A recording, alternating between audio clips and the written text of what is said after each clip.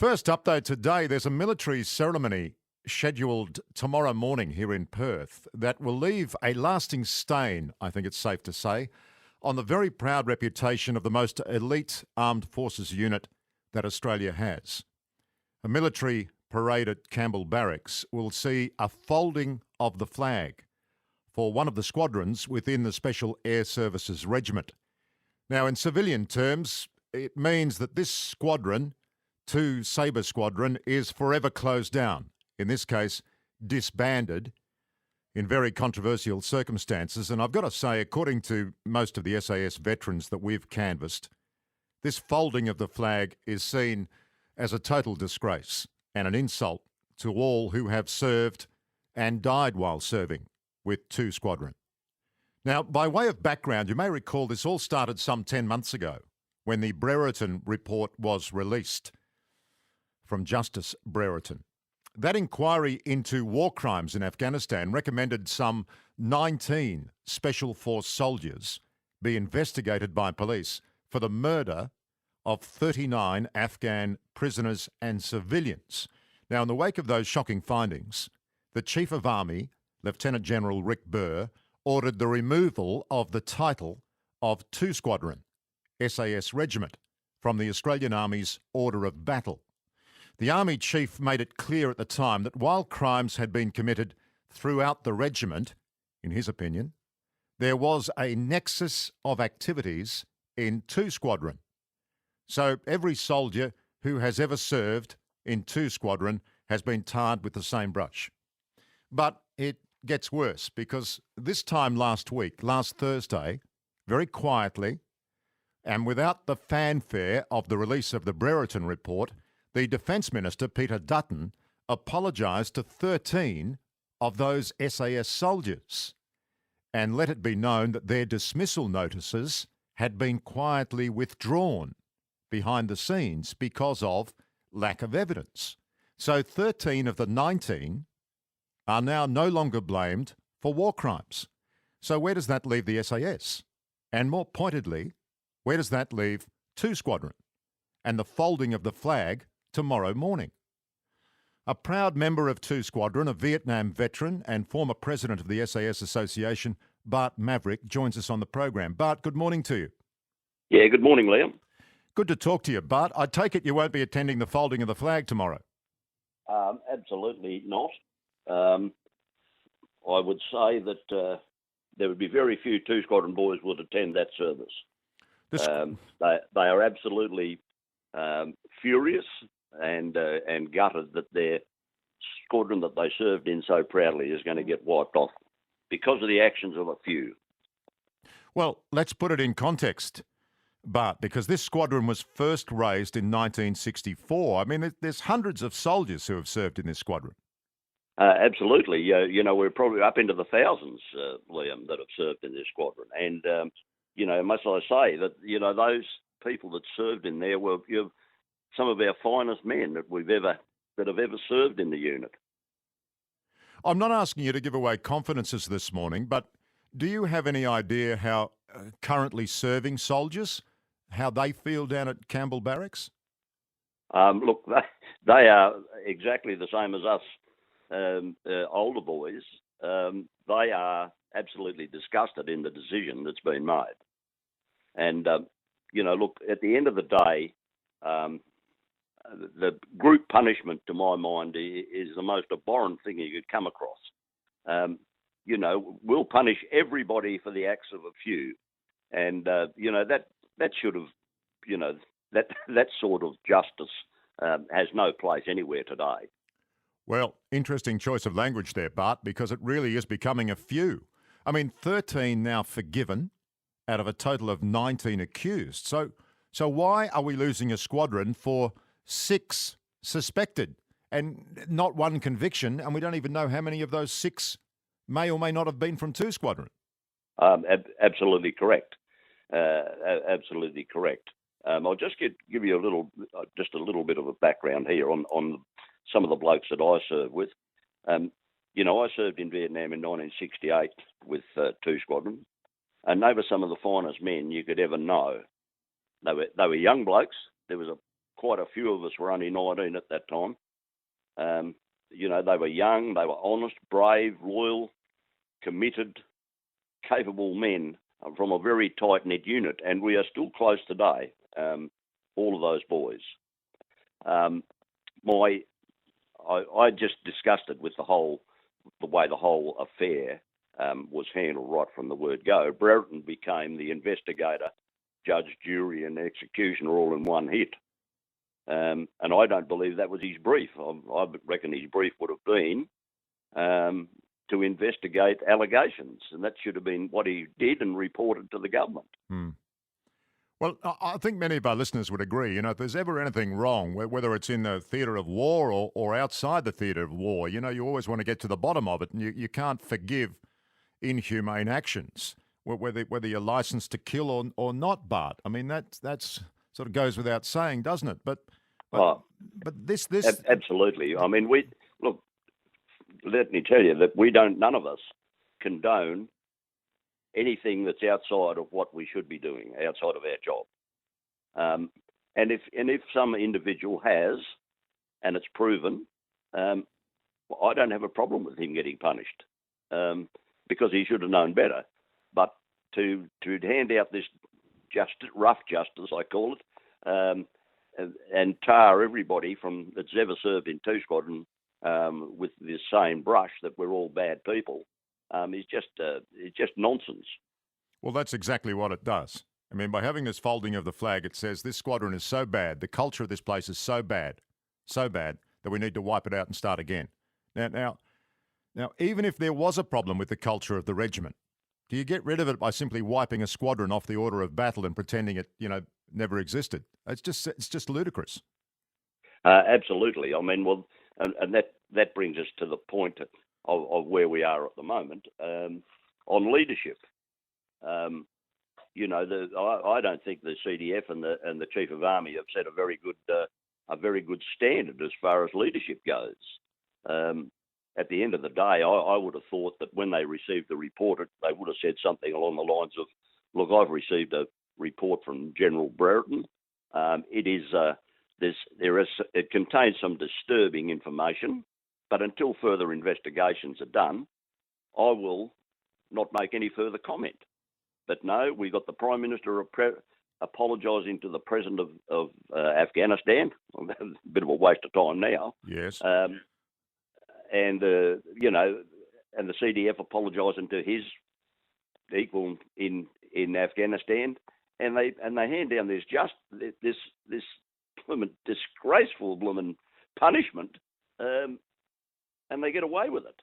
I mean, at the end of the day, these people are turning around, "Oh, we didn't know any of this was going on." Well, if you didn't know it was going on, you got a capital F fail for leadership, and you should be out of your job. Well, not one commander, either immediate commander on the ground in Afghanistan during all that time, during all those years, Bart, or back in Australia, shining the chair in Canberra. Not one of them. But 19 Absolutely. Soldiers, and now not even 19 soldiers, now just 6. Yeah, and let me tell you that I don't think it'll be too far down the track. It'll be none. Well, the other thing that would get me if I was in your shoes as a veteran of this squadron, I mean, there was massive publicity surrounding the release of the Brereton report. Yep. And obviously, from that, as we've been discussing, incredible finger pointing, but not too much publicity now for the soldiers who are now effectively cleared. No, absolutely. The CDF and the CFA were very scarce in making that announcement. It came, very quietly from the Minister of Defence. Well, that just shows you what sort of leadership they are. I think they have a total arrogance about them that they think that whatever they can do, whatever they do is fine. But the general public in Australia doesn't cop that. Australians are pretty savvy when it comes to rough justice. They don't like people getting punished for things that they haven't done. Yeah, not surprising. Well, you're not going. A lot of other veterans won't be going. I mean, some of the serving SAS soldiers will have to go, I suppose, down at the barracks because it's an official ceremony, isn't it? Yeah, I would think that that they would be expected. Yes, you wouldn't. If you were serving, you wouldn't be able to say, "Look, I'm not going." If No. you're told to go, you go. That's what soldiers do. You have to turn up. Yep. Orders So, are orders. But she's boycotted by the rest of us out here in veteran land. I completely get it. Bart, thanks a lot for having a chat to us about it this morning. Not a worry, Liam. My pleasure. And I hope the boys stand strong still. And with a bit of luck, we'll get this overturned somewhere along the line. All right. Well, we've got plenty of calls in. Bart, thanks very much. Bart Maverick there, ex-SAS Association president, more importantly, a Vietnam veteran, very proud veteran of 2 Squadron, which is looking to be disbanded tomorrow in that official flag-folding ceremony down at Campbell Barracks. And can I say for the record, we've been on the case of this for the past few days, because ever since last week, when those 13 soldiers were cleared, leaving only 6 for the whole thing, and it really has become a charade, I think. We've put in multiple calls about this flag-folding ceremony tomorrow. Multiple calls. We have made repeated requests for the Defence Force Chief, Angus Campbell, to come on the program and explain what the heck's going on from here, or any defence person spokesperson that they deemed was authorised to speak. Nobody. Defence Minister Peter Dutton, we've asked for him. He's always on the front foot when there's a headline in it. No response from him. Assistant Defence Minister Andrew Hastie. He's always got a lot to say when he's got a lot to say for himself and his federal seat. But in this case, nothing. Justice Paul Brereton, ironically, was the only person who returned our call effectively, but said, and I quote, "Thank you for your request, but Justice Brereton regrets that consistently with conventional constraints that apply to judges entering into public debate about their decisions, it would not be appropriate for me to comment. The report must speak for itself." Well, less and less it's speaking for itself, unfortunately. So for the record, in the absence of anyone else, we've gone to the opposition and the shadow Defence Minister, Brendan O'Connor. Brendan, good morning to you. Yeah, good morning, Liam. Brendan, thank you for turning up. How do you see this flag-folding ceremony? Well, I can fully appreciate and sympathise with Bart's comments about the concern that it reflects on the overwhelming number of members of 2 Squadron over the many years and many conflicts who have served this nation well in our uniform, have done nothing wrong and don't want to be, I guess, thought of in such an ill way. And for that reason, it was certainly Labor who did call upon initially for the end to the revocation of the meritorious unit citation, which I'm glad to say that the government decided to revoke, so that citation was not removed from the overwhelming number of people where there are no allegations made against them. Now, as I understand it, there are news reports that there may well be a suspension or postponement of this flag-folding ceremony, but the government, the minister in particular, has to explain publicly whether this decision is to suspend or whether there's a cancellation to the flag-folding ceremony and the disbanding of the unit. And that's something that needs to be clarified, and I think it's incumbent on the Prime Minister or Minister for Defence to explain that. Well, we've got calls in this morning again, but where does this leave the stain on the regiment, Brendan? I mean, what can be done politically from your side of things in terms of agitation? I mean, we've gone from 19 to 6. And you know, Look, when this came out, this was just we had a truck full of war criminals. That's how it was painted. Look, these are serious allegations, as you rightly said, and they need to be examined properly. But at the same time, innocent people shouldn't, of course, be in any way affected insofar as being allegations made or inferred incorrectly.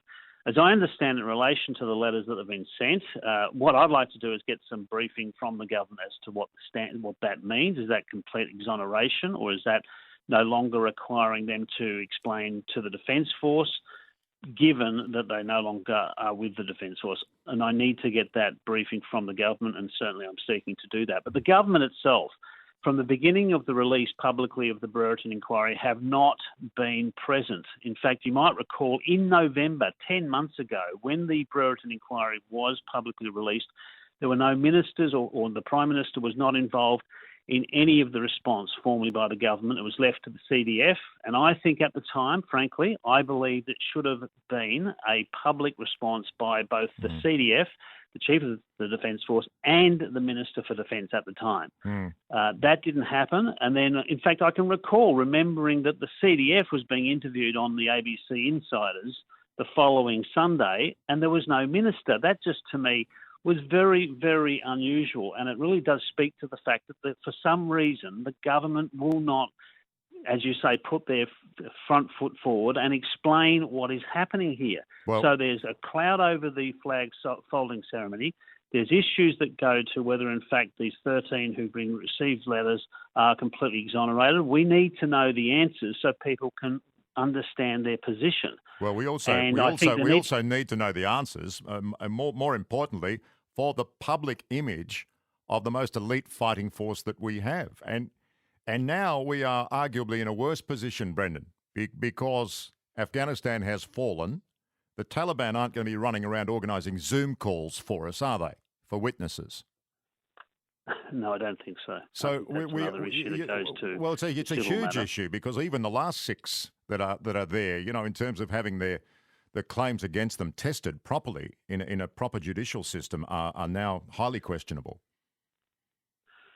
Absolutely. Look, obviously, when it comes to any allegations, there can be allegations made, but of course, in the end, there's a presumption of innocence, and of course, there's got to be a threshold, and that is, particularly in any alleged criminal matter, and they should be afforded the same rights as any person in any circumstance in terms of the way our judicial system operates. There is a lack of clarity, though, in relation to a number of issues, including the flag folding ceremony for tomorrow, that now I'm told may well be suspended. I don't know whether that's the end of the matter. I don't know whether the government has decided not to disband the squadron. They're the sort of things that the members of that squadron, former and current members of that squadron, deserve to know, as do, in fact, the Australian people. So the Minister and the Prime Minister must come forward and articulate exactly the government's position with respect to 2 Squadron. All right, Brendan, we'll have to leave it there, but thank you very much for your comments this morning. Not all, Liam. Brendan O'Connor, the Shadow Defence Minister, on the program. 25 minutes past 9. We'll take some of your calls in a moment. 133 882 is our number. Our talkback lines are open this morning. 133 882. Back in a sec.